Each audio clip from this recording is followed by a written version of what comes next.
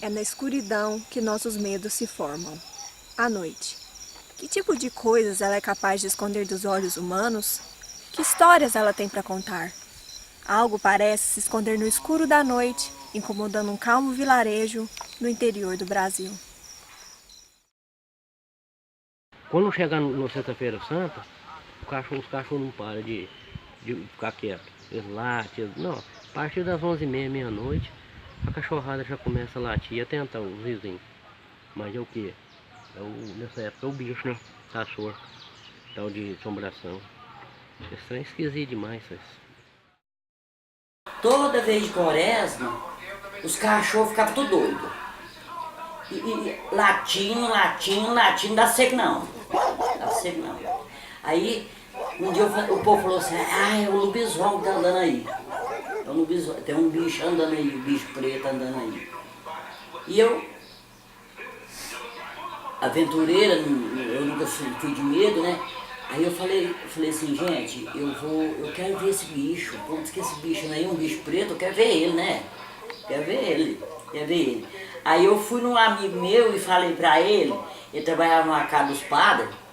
Aí eu falei pra ele falou assim pra mim, eu vou te dar um cordão de São Francisco, mas essas coisas assim é perigoso.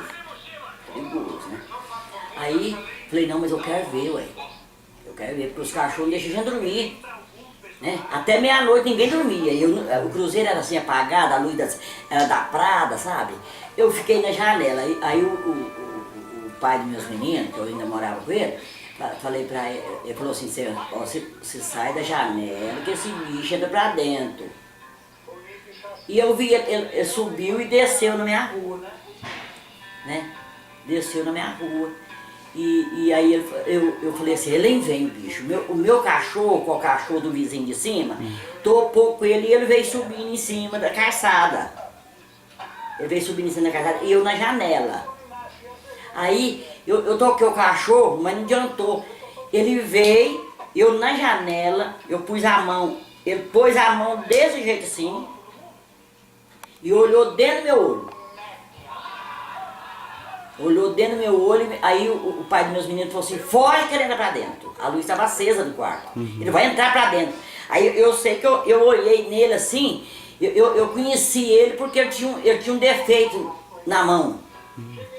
Ele queria me mostrar quem era que virava, né? Quem era. Aí depois eu fiquei sabendo, um senhor de idade falou pra mim assim, que a pessoa que vira isso é a pessoa que sabe muita reza braba, oração pesada. Para comprovar o relato das testemunhas, um dos moradores, que não quer se identificar, fez essa gravação.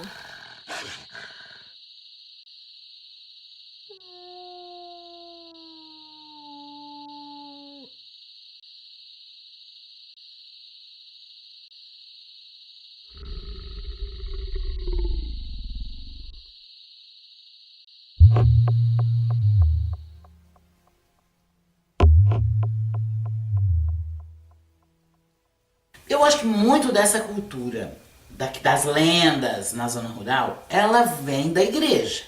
Lá da igreja medieval, lá do Velho Testamento, do medo que os padres passavam nas pessoas, porque para poder ganhar um fiel, ele tinha que passar medo, você vai pro inferno, né? Você fez uma promessa, não pagou, o morto veio puxar seu pé, não tem aquelas coisas? Os padres passavam esse medo nas pessoas, para poder ganhar o fiel no medo. Se é realmente um demônio ou apenas uma lenda, não sabemos. Mas aqui, em Cruzeiro dos Peixotos, a criatura estranha é real e aparece em forma de lobo. Você o conhece bem, o lobisomem. As mãos cabeludas, mas a unha era igualzinha. E era uma pessoa que eu conhecia ele. Parecia um cachorro, assim, muito grande, ele tava meio curvado, assim, ele era um pouco maior que a placa, mas ele tava curvado, então eu calculo de ter uns 2 metros, assim, mais ou menos. E na hora era tudo preto, assim, e tinha muita feição de um cachorro, só que muito grande. E dava pra ver o pelo, assim, umas partes brancas também. Daí na hora eu pensei assim, deve ser ilusão de sombra, não sei. As histórias do lobisomem são muito antigas e estão presentes em diversas partes do mundo. Na Grécia Antiga, Licão, um rei perverso, tentou enganar Zeus, oferecendo a ele carne humana. Como castigo, Zeus transformou Licão em uma mistura de lobo e homem, para que comesse a carne de seu próprio povo. Mas não foram apenas nas lendas gregas que essa criatura apareceu. Heródoto, pai da historiografia, falou em seus relatos sobre certas tribos na atual Romênia que tinham a capacidade de se transformarem em lobos. O medo, a ideia de que há algo sobrenatural que está presente na vida das pessoas o tempo todo, a ideia de que, né, todos nós temos os nossos medos interiores, né? E em alguns momentos os grupos sociais, eles, né, nada mais sendo que se expressam, externalizam esses medos, e esses medos ganham histórias que não são tão trágicas, mas também que não perdem a sua característica, né, de assustar, né, de causar mobilização, né, e dessa mobilização associada à ideia do medo. Então eu acho que um dos elementos muito fortes atrás dessas histórias ainda é a apropriação do imaginário, do lúdico, né, da história, que o ser humano é uma necessidade humana de contar, recontar, recriar histórias, né, e ao mesmo tempo associado a uma ideia do medo.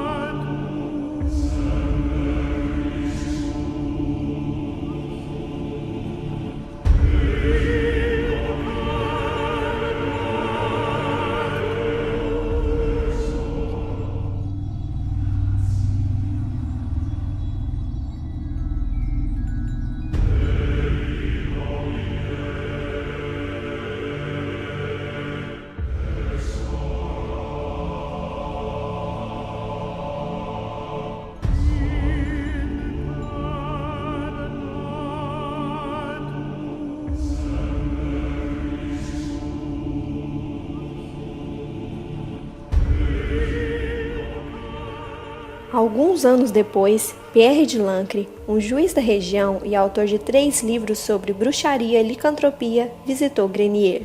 Em seus relatos sobre o encontro, ele confirmou a natureza selvagem do rapaz, citando suas características físicas fora do normal, como longos dentes brancos entre dentes podres e quebrados, unhas compridas como garras e a incrível agilidade ao se mover de 4, como um animal.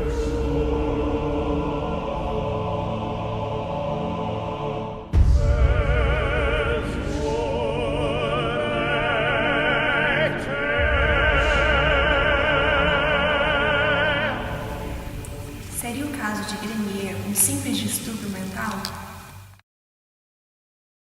A licantropia clínica, ela se refere a um distúrbio psiquiátrico muito raro, no qual a pessoa ela acredita ser um animal. Então isso se manifesta, né, quando ela tem comportamentos parecidos com daquele animal, ou vive como se fosse. Isso pode acontecer de 2 formas.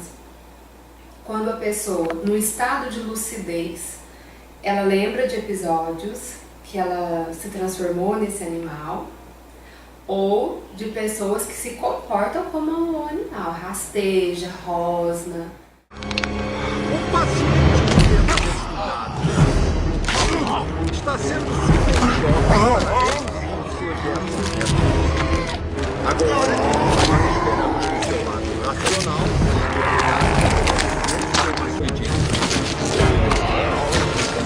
isso muito já foi classificado na sua ilha. A superestimulação dos sentidos é mais simples.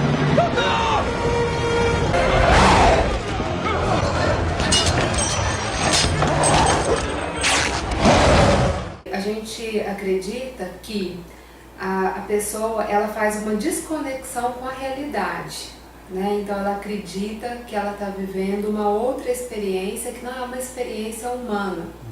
E isso é muito parecido nos quadros de psicose, né? Que é a psicose? São os quadros de esquizofrenia. A pessoa pode deixar as unhas crescer, a boca ficar suja, os cabelos crescer, Então a pessoa assume aquela personalidade, uma persona, né?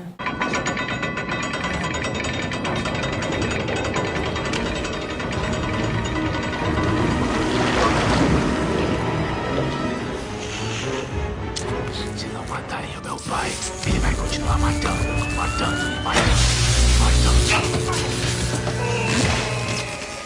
As pessoas que possuem essas doenças é complicado, porque são doenças genéticas, né?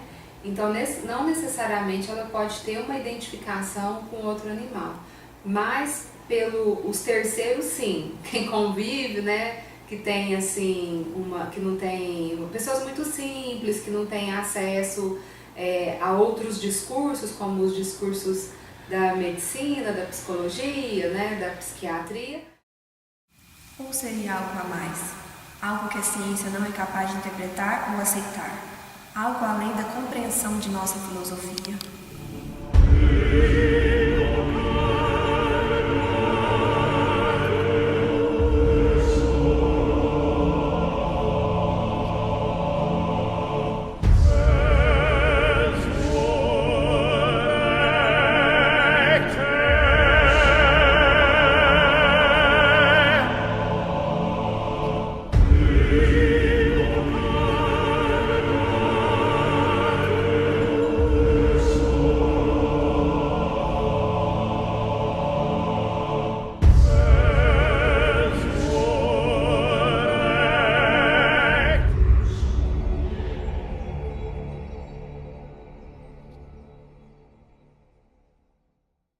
Tem uma região lá, que é uma região muito antiga, assim, foi dos primeiros bandeirantes que colonizaram, não, que chegaram em São Paulo e conheceram e tal. Lá era uma extração de minério de ferro, até hoje tem sim, extração de minério lá. E existem muitas lendas urbanas ao redor sobre tanto OVNIs e várias outras coisas, assim, de assombração e tal. E meu pai, ele tem um sítio ali perto, né? E um dia a gente foi de noite lá, eu e minha mãe, a gente foi cuidar dos animais que tem lá no sítio. E voltando, é muito escuro, assim, não tem nenhum ponto de luz que ilumina assim, a estrada, bem escuro. Daí o único ponto de luz que tem é o mercadinho que tem ali perto, que tem uma escola de infantil do lado. Daí, voltando de noite para essa estrada, nesse ponto de luz tem uma placa, assim, desse tamanho mais ou menos, de um pare, assim, que é bem grande. Daí a gente viu, eu vi primeiro do lado da placa uma criatura que eu não sei o que é, que parecia um cachorro assim muito grande, ele tava meio curvado assim, ele era um pouco maior que a placa, mas ele tava curvado, então eu calculo de ter uns 2 metros assim mais ou menos. E na hora era tudo preto assim e tinha muita feição de um cachorro, só que muito grande. E dava pra ver o pelo assim, umas partes brancas também. Daí na hora eu pensei assim, deve ser ilusão de sombra, não sei. Daí depois eu me distraí assim e minha mãe freou o carro com tudo. E tinha uma lombada assim, ela passou a lombada freando. Daí eu perguntei, uai, o que aconteceu? Daí ela falou, você viu aquela coisa parada ali na placa? Eu falei pra ela, você também viu? A gente ficou tenso assim, daí a gente chegou a dar uma volta assim depois, mas não tava mais lá. Será realmente possível que uma pessoa com problemas mentais esteja solta em Cruzeiro dos Peixotos? E será possível que essa pessoa tenha a capacidade de se deslocar para o interior de São Paulo em curtos períodos de tempo?